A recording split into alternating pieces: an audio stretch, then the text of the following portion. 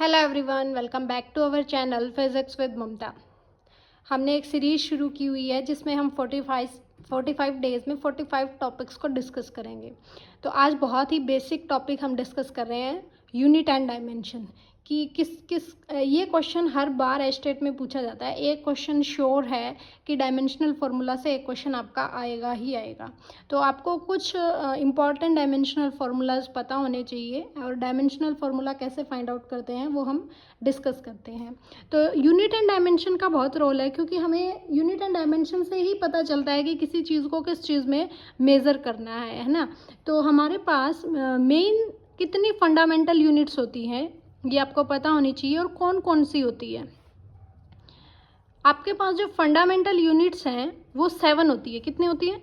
7 होती है। और कौन कौन सी होती है ये तो लगभग बच्चों को पता होता है कि फंडामेंटल यूनिट्स होती कितनी है, 7। लेकिन आमतौर पर वो पता नहीं होती कि वो कौन कौन सी 7 है। तो पहले आपके पास लेंथ, जिसको हम किस में मेज़र करते हैं, मीटर में। सेकंड अगर मैं बात करूं तो मास को किस में मेज़र करते हैं, किलोग्राम में।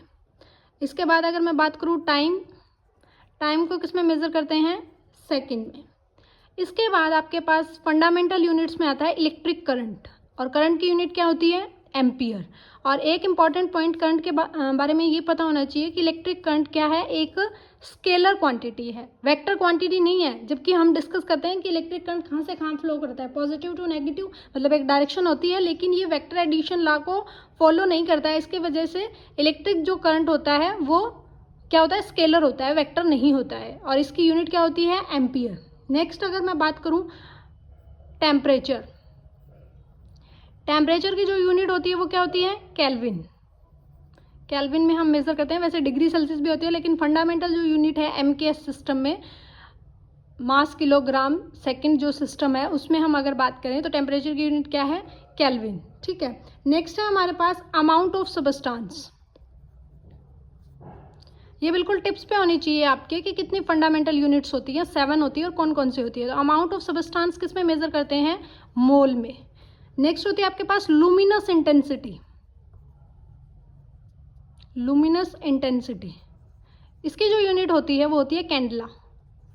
ये आपके पास 7 फंडामेंटल यूनिट्स हैं। इन यूनिट्स की हेल्प से हम क्या करते हैं, ड्राइव करते हैं यूनिट्स को। ठीक है। जैसे अगर मैं बात करूं, मेरे पास डेंसिटी की अगर मुझे यूनिट निकालनी है, तो डेंसिटी होता क्या है, मास पर यूनिट वॉल्यूम। मास की यूनिट क्या है, किलोग्राम, और वॉल्यूम की यूनिट क्या होगी, MKS सिस्टम में that will be metre cube. तो किलोग्राम पर मीटर क्यूब आपके पास क्या होगी, डेंसिटी की यूनिट होगी। ठीक है। ये फंडामेंटल यूनिट्स है, इन्हीं में हम क्या करेंगे, ड्राइव्ड यूनिट्स को फॉलो करेंगे। अगर मैं बात करूँ चार्ज की वैसे यूनिट हम क्या लिखते हैं, कूलाम। लेकिन अगर मैं ड्राइव्ड यूनिट फंडामेंटल यूनिट्स की फॉर्म में निकालना चाहूँ तो चार्ज क्या होता है, charge should be current into time, या फिर करंट क्या होता है, चार्ज अपॉन टाइम। तो करंट क्या यूनिट क्या है, एम्पियर, और टाइम की सेकेंड। तो जो चार्ज होगा उसकी फंडामेंटल यूनिट्स में आपके पास यूनिट क्या होगी, एम्पियर सेकेंड। ये आपके पास क्या होती है, फंडामेंटल यूनिट्स होती है। 7 फंडामेंटल यूनिट्स हैं, और इसके बाद हम बहुत सारी यूनिट्स को ड्राइव करते हैं। ठीक है। तो कुछ क्वेश्चंस देखते हैं। हमारे पास क्वेश्चन नंबर फर्स्ट है कि dimensional formula for the physical quantity. एक फिजिकल क्वांटिटी आपको गिवन है जिसका डायमेंशनल फार्मूला आपको फाइंड आउट करना है। ठीक है। ये चाहे TGT साइंस हो चाहे PGT फिजिक्स हो, दोनों के लिए बहुत इंपॉर्टेंट। और मैक्सिमम से मैक्सिमम फार्मूला, आप जब भी फार्मूला अप्लाई करो तो उसकी पहले डायमेंशन ज़रूर चेक किया करें, या फिर उसकी डायमेंशन निकालना पहले ज़रूर सीख लें। तो साथ साथ में इस चैप्टर की आपकी प्रैक्टिस भी होती रहेगी, अलग से आपको पढ़ने की ज़रूरत नहीं पड़ेगी, और गलती होने के चांसेस भी क्या हो जाएंगे, कम हो जाएंगे। तो फर्स्ट आपके पास है यूनिट E²/2ε0hc। इसकी हमें डायमेंशनल फार्मूला निकालना है। हमेशा डायमेंशनल फार्मूला 3 क्वांटिटीज़ में लिखते हैं, MLT। M क्या शो करता है, मास, L शो क्या करता है, लेंथ, और T क्या शो करता है, टेम्परेचर। ठीक है। तो इसकी हमें यूनिट निकालनी है। तो E क्या है, चार्ज, और चार्ज की यूनिट अभी हमने देखी क्या थी, एम्पियर, और टाइम का क्या हो जाएगा, स्क्वायर। अगर मैं बात करूं आपके पास एप्सिलॉन नोट, तो एप्सिलॉन नोट जो होता है इसकी आपको यूनिट पता होनी चाहिए। आप कहाँ से निकालते हो, ये इलेक्ट्रोस्टैटिक फोर्स ऑफ अट्रैक्शन या रिपल्सन से फोर्स किसके इक्वल होता है 1/4 pi epsilon naught Q1 Q2 by R square. तो एप्सिलॉन नॉट यहाँ से क्या निकल जाएगा Q1 Q2 बाय फोर्स, ये टर्म तो कांस्टेंट है, इसको क्या मान लेते हैं आर स्क्वेयर। तो ये क्या होगा कूलाम का स्क्वायर, मतलब कूलाम का स्क्वायर मतलब AT का स्क्वायर, चार्जेस का स्क्वायर ना, ओवर क्या है एप्सिलॉन नॉट में फोर्स और आर स्क्वायर, और फोर्स की यूनिट क्या होती है दैट शुड बी MLT-2 और आर स्क्वायर की L2, तो ये क्या हो जाएगा L3। ठीक है, इसके बाद है H क्या होता है प्लैंक्स कांस्टेंट, और हमें पता है हर एक एनर्जी अपने साथ एक एनर्जी एसोसिएट करती है जो किसके इक्वल होती है E = H न्यू। तो H की वैल्यू क्या हो जाएगी E/न्यू, और न्यू क्या होता है 1/टाइम, तो E × टाइम भी कर सकते हैं, या जूल सेकंड इसकी क्या होती है यूनिट होती है। तो डायमेंशन की अगर बात करूँ तो एनर्जी की डायमेंशन क्या होती है ML2T-2, और एक T ये है तो ये क्या हो जाएगा ML2T-1। तो आपके पास H की यूनिट क्या होगी ML2T-1 है ना, और फिर है स्पीड ऑफ लाइट, इसकी क्या होगी LT-1। ठीक है, तो ये आपके पास T-2 होगा, ये भी T-2 है, ये T² है, तो ये पूरी टर्म तो यहाँ से कैंसिल हो जाएगी, और यहाँ पे आपके पास क्या बना ML3T-2, और नीचे भी क्या है ML3T-2। इसका मतलब यहाँ पे कोई यूनिट नहीं होगी, ये डायमेंशन लेस होगा, तो ये क्या होगा M0L0T0। ये जो क्वांटिटी होगी वो क्या होगी डायमेंशनल लेस। तो फॉर अगर आप ऑप्शन देखें तो सेकंड ऑप्शन आपका क्या रहेगा इसमें करेक्ट रहेगा। तो इस तरह से आपसे क्वेश्चन पूछा जा सकता है, कोई भी क्वांटिटी दे के वो ये पूछ सकता है कि इसका जो आपके पास डायमेंशनल फॉर्मूला होगा वो क्या होगा। ठीक है, नेक्स्ट है हमारे पास सेकंड क्वेश्चन जो क्या कहता है कि what is the dimensional formula of the latent heat. Latent heat का डायमेंशनल फॉर्मूला क्या होता है। तो बेसिकली लेटेंट हीट होती क्या है, जब भी फेज का चेंज होता है एट कांस्टेंट टेम्परेचर, जो हीट हमें रिक्वायर्ड होती है वो क्या होती है उसकी लेटेंट हीट होती है। इसको हम क्या लिखते हैं Q = mL। ये मैंने थर्मोडायनेमिक्स के जो टॉपिक्स करवाया वहाँ पे ये बताया भी था। Q की जो यूनिट होती है वो क्या होती है जूल, और जूल अगर यूनिट है तो डायमेंशन क्या होगी ML2T-2। एनर्जी की डायमेंशन आपको टिप्स पे होनी चाहिए ML2T-2, और मास की M⁻1। हमें पूछा है लेटेंट हीट की, तो L के निकालने तो L क्या बनेगा M0L2T-2। तो ऑप्शन फर्स्ट इसका क्या हो जाएगा करेक्ट हो जाएगा। तो इस तरह से आपसे क्वेश्चंस पूछे जा सकते हैं। तो पहले तो आपको इस चीज़ के बारे में पता होना चाहिए कि उसका फॉर्मूला क्या है, तभी तो आप डायमेंशनल फॉर्मूला निकाल पाओगे। और सबके फॉर्मूला ऐसे टिप्स पे याद तभी होंगे आपके जब आप सभी फॉर्मूलों से गो थ्रू हो जाओगे, है ना। जब भी आप फॉर्मूला को डिस्कस करते हो, तो जैसे हम 11th-12th में तैयारी करते थे तो क्या करते थे, कोई भी चीज़ का डेफिनेशन लिखते थे, फिर उसका यूनिट लिखते थे और फिर हम उसका डायमेंशन लिखते थे। तो आप अपने जो कैची पॉइंट्स है नोट्स बना रहे हैं वहाँ पे आप अपना साथ साथ मेंशन करते रहें, तो गलती होने के चांस बहुत कम हो जाते हैं। क्वेश्चन जो थर्ड मैंने डाला है वो मैं आपको एज अ होमवर्क दे रही हूँ, और आप मेरे को कमेंट में बताना कि कौन सा आंसर ठीक है इसका। आपको क्या दिया है dimensional less formula of permeability of vacuum. आपको म्यू नोट जो हम लिखते हैं उसका क्या निकालना है डायमेंशनल फॉर्मूला निकालना है। एप्सिलॉन नोट का मैंने बता दिया था, एप्सिलॉन नोट म्यू नोट ये ऐसी क्वांटिटीज है जिनके डायमेंशनल फॉर्मूला लगभग हर एग्जाम में पूछे जाते हैं। ठीक है, तो म्यू नोट का जो फॉर्मूला आप ड्राइव करोगे बायोस्वेट्स लॉ को यूज़ करके आप म्यू नोट का फॉर्मूला ईजिली ड्राइव कर सकते हो। ठीक है, तो मैं ये आपको होमवर्क में दे रही हूँ, कमेंट सेक्शन में आप मुझे ज़रूर बताना कि क्या होगा। नेक्स्ट है हमारे पास क्वेश्चन नंबर 4 कि dimensional formula for the specific resistance क्या होगा। स्पेसिफिक रेजिस्टेंस का मतलब जिस रेजिस्टेंस को हमने स्पेसिफाई कर दिया। हमें पता है कि रेजिस्टेंस आपका किस किस पर डिपेंड करता है, डायरेक्टली प्रोपोर्शनल है लेंथ के और इन्वर्सली प्रोपोर्शनल है एरिया ऑफ दैट कंडक्टर या फिर जो मटेरियल जिसका रेजिस्टेंस हम निकाल रहे हैं। तो अगर मैं कांस्टेंट ऑफ प्रोपोर्शनलिटी हटाती हूँ तो ये क्या बनेगा R = ρL/A, और यहाँ पे रो क्या है रेजिस्टिविटी या फिर स्पेसिफिक रेजिस्टेंस, या रेजिस्टिविटी को ही हम क्या बोलते हैं स्पेसिफिक रेजिस्टेंस। तो मैंने इस नाम को थोड़ा चेंज किया है ताकि आपको थोड़ा सा अगर ऐसा कोई दिखे नाम तो आप इजीली सॉल्व कर पाओ। तो रेजिस्टिविटी ही क्या होती है स्पेसिफिक रेजिस्टेंस होती है। तो यहाँ से आप निकालोगे तो resistance into area over length, तो ये क्या बनेगा रेजिस्टेंस की यूनिट क्या होती है ओम, और एरिया की मीटर स्क्वायर, लेंथ की मीटर, तो ओम मीटर आपकी यूनिट हो जाएगी। अगर मैं इसका डायमेंशनल फॉर्मूला देखूँ तो आप आर का डायमेंशनल फॉर्मूला कहाँ से निकालते हो according to Ohm's law V/I, है ना। और V क्या है जो पोटेंशियल होता है वो हमारे पास किसके इक्वल होता है, वो होता है electric force electric field upon charge.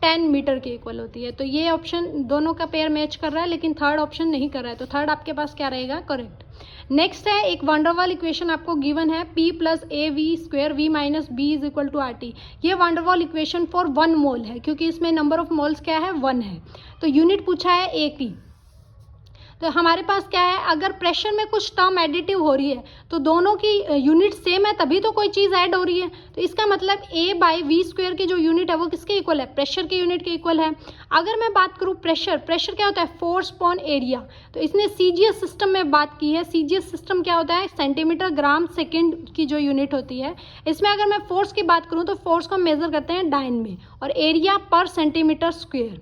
ये प्रेशर की यूनिट किसके इक्वल है, A/V² की। हमें A की यूनिट निकालनी है, तो A क्या होगा, डायन सेंटीमीटर -2 और वॉल्यूम का स्क्वायर, और वॉल्यूम की कितनी यूनिट होती है, सेंटीमीटर क्यूब, है ना। तो सेंटीमीटर क्यूब का स्क्वायर आपके पास ये हो जाएगा। तो ये 6 पावर है, ये 2, तो ये क्या होगा, सेंटीमीटर पावर 4। तो डायन सेंटीमीटर पावर 4 आपकी क्या हो जाएगी, इसकी यूनिट जो फर्स्ट है वो ऑप्शन क्या रहेगा आपका, करेक्ट रहेगा। अगर ये B की यूनिट पूछता तो B की यूनिट क्या होती, सेम एज द वॉल्यूम, क्योंकि यूनिट सेम होगी तभी आप उसमें से क्वांटिटीज को क्या कर सकते हो, ऐड कर सकते हो या सब्ट्रैक्ट कर सकते हो, ठीक है। नेक्स्ट है क्वेश्चन नंबर 7। आजकल ऐसे भी क्वेश्चंस पूछे जाने लगे हैं कि लिस्ट दे देते हैं और पेयर को मैच करना होता है, ये आजकल ट्रेंडिंग में है क्वेश्चंस।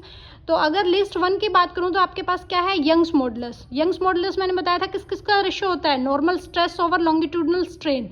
और स्ट्रेस जो होती है, नॉर्मल स्ट्रेस, इसकी यूनिट क्या होती है, ML। स्ट्रेस ही क्या होता है, फोर्स अपॉन एरिया, और फोर्स क्या होता है, MLT-2 और एरिया L2। और नीचे होता है stress over strain. Strain is no unit, क्योंकि स्ट्रेन होता क्या है, change in configuration to original configuration. तो यहाँ पे इसकी अगर मैं डायमेंशन की बात करूँ तो ये होती है ML-1 T-2। और यूनिट की बात करूँ तो ये क्या है, फोर्स, और फोर्स को किस में मापते हैं आप, न्यूटन में, और लेंथ एरिया को मीटर स्क्वायर में। तो ये क्या होगा, न्यूटन पर मीटर स्क्वायर। तो A का आपके पास ऑप्शन आना चाहिए सेकंड। तो A का सेकंड किस में है, 4th में है, तो ये ऑप्शन ठीक हो जाएगा। लेकिन फिर भी हम चेक कर लेते हैं प्लैंक्स कांस्टेंट, जो क्या होता है, स्मॉल h, जो किसके इक्वल होता है, जो रेशियो होता है एनर्जी बाय फ्रिक्वेंसी या फिर एनर्जी इनटू टाइम। तो ये होगा जूल सेकंड। तो आपके पास B का जो ऑप्शन रहेगा वो थर्ड करेक्ट रहेगा, तो थर्ड ही करेक्ट है। नेक्स्ट है आपके पास ग्रेविटेशनल कांस्टेंट। ग्रेविटेशनल कांस्टेंट आप कहाँ से निकालते हो, ग्रेविटेशनल फोर्स हम डिस्कस करते हैं Fg, जो किसके इक्वल होता है, दो मासेस या दो बॉडीज के बीच में जो फोर्स लगता है, M1 M2 अगर दो मासेस है उनके बीच में जो ग्रेविटेशनल फोर्स लग रहा है वो डायरेक्टली प्रोपोर्शनल किसके होता है, उन मासेस के प्रोडक्ट, और इन्वर्सली प्रोपोर्शनल होता है R² के, ठीक है। अगर प्रोपोर्शनलिटी हटाएंगे तो एक कांस्टेंट लगाएंगे जो किसके इक्वल होगा, Fg M1 M2 bye R², और इसी G को बोलते हैं ग्रेविटेशनल कांस्टेंट। तो इसकी यूनिट क्या होगी ग्रेविटेशनल कांस्टेंट की, न्यूटन मीटर स्क्वायर पर किलोग्राम स्क्वायर। तो आपके पास इसका ऑप्शन क्या रहेगा, 1। तो क्वेश्चन नंबर 7 क्या रहेगा, करेक्ट। नेक्स्ट अगर बात करूँ, which of the following quantity is scalar. तो ये मैंने शुरू में ही बताया था कि जो करंट है आपके पास वो भी क्या होता है, स्केलर। एरिया क्या होता है, एरिया की डायरेक्शन होती है वेक्टर। मोमेंटम क्या होता है, P, लीनियर मोमेंटम जिसे हम बोलते हैं, जो क्या होता है, मास इनटू वेलोसिटी MV, ये भी क्या है, वेक्टर क्वांटिटी। अगर मैं बात करूँ एंगुलर वेलोसिटी, तो ये भी आपके पास क्या होती है, vector quantity. Next very important question, ये कई बार पूछा है, स्क्रीनिंग में भी आया था। The unit of under the root μ0 by epsilon nought is, इसकी यूनिट क्या होती है। तो ये जो under root μ0 by epsilon nought है, ये क्या होता है, इम्पीडेंस, जिसको हम Z से डिनोट करते हैं। और ये हम पढ़ते हैं इलेक्ट्रोमैग्नेटिक वेव इन वैक्यूम की बात जब हम करते हैं तो हमारे पास ये रेशियो निकलता है, और इसको हम बोलते हैं Z इम्पीडेंस। तो electromagnetic wave in a vacuum, इसके ऊपर मैंने एक वीडियो बनाई हुई है 15 मिनट की, बहुत इंपॉर्टेंट है, और उसमें मैंने ये इलेक्ट्रोमैग्नेटिक वेव इन वैक्यूम जो आपका EMT MSc फिजिक्स में है वहाँ से क्वेश्चन उठाया हुआ है। और ये क्वेश्चन एस्टेट लगभग पूछ रहा है इस टॉपिक से, इलेक्ट्रोमैग्नेटिक वेव इन वैक्यूम वाले से, कि इलेक्ट्रिक फील्ड की डायरेक्शन क्या है, मैग्नेटिक फील्ड की डायरेक्शन क्या है, ये आपके पास ये जो रेशियो है μ0 बाय एप्सिलॉन नॉट ये कितना है और ये किसके इक्वल है। तो ये मैंने वीडियो डाली हुई है, डिस्क्रिप्शन में लिंक दे दूंगी मैं, आप ज़रूर गो थ्रू हो। वो MSc का वो टॉपिक्स है जिसमें एस्टेट क्वेश्चन पूछता है। तो इसकी जो यूनिट रहेगी इम्पीडेंस, तो इम्पीडेंस की यूनिट होती है ओम। तो ये आपका ऑप्शन रहेगा करेक्ट। नेक्स्ट अगर मैं बात करूँ question number 10, in the equation y into A is equal to x into B, where y is the Young's modulus of elasticity, A is the area of cross section, B is the dimensional less quantity. B तो dimensional less quantity है, इसका मतलब x की unit किसके equal होगी, y into ए, और y क्या है, यंग्स मॉडुलस। अभी मैंने बताया यंग्स मॉडुलस क्या होता है, फोर्स अपॉन एरिया। तो फोर्स अपॉन एरिया की डायमेंशन क्या होगी, MLT -2 बाय एरिया की L2, तो ये होगा ML-1T -2 इंटू क्या है ए, और ए क्या है, एरिया ऑफ क्रॉस सेक्शन, तो एरिया ऑफ क्रॉस सेक्शन की यूनिट होगी L²। तो एक्स की यूनिट क्या हो जाएगी, दैट शुड बी MLT -2। तो ये जो ऑप्शन आपका होगा वो करेक्ट रहेगा। तो ऑप्शन नंबर 4 आपका क्या रहेगा, करेक्ट रहेगा। तो ये कुछ क्वेश्चंस थे। इसके अलावा भी आप कुछ क्वेश्चंस कर सकते हैं, जैसे ये जो कांस्टेंट्स जितने भी फिजिक्स में हम डील करते हैं उनकी यूनिट क्या है, जैसे बोल्ट्जमैन कांस्टेंट है उसकी यूनिट क्या है, डायमेंशन क्या है, वेलोसिटी ग्रेडियंट की यूनिट क्या है, डायमेंशन क्या है, ये कुछ टर्म्स है। जैसे इंटेंसिटी ऑफ ग्रेविटेशनल फील्ड की यूनिट क्या है, कोफिशिएंट ऑफ विस्कोसिटी की यूनिट क्या है, एंगुलर एक्सीलरेशन की यूनिट्स क्या है, ये कुछ क्वेश्चंस है जो आप अपने बिहाफ पे सेल्फ स्टडी में ऐड करके उनसे एक बार गो थ्रू हो सकते हो। ऐसे क्वेश्चंस पूछे जाते हैं, ठीक है। नेक्स्ट वीडियो में हम सोर्सेज ऑफ एरर के बारे में बात करेंगे कि कैसे कैसे एरर जनरेट होते हैं। एरर से भी एक क्वेश्चन हर बार एस्टेट में, ये तो डैम श्योर है कि यूनिट एंड डायमेंशन से एक क्वेश्चन आएगा ही आएगा। तो ये ईजी पार्ट है, इसका क्वेश्चन गलत नहीं होना चाहिए, तो थोड़ी सी प्रैक्टिस से आप ईजिली क्वेश्चन को डील कर सकते हैं। आपको मेरी वीडियो कैसी लग रही है कमेंट करके ज़रूर बताया करें। लाइक शेयर और सब्सक्राइब करना बिल्कुल ना भूलें। Physics with Mamta. Thank you.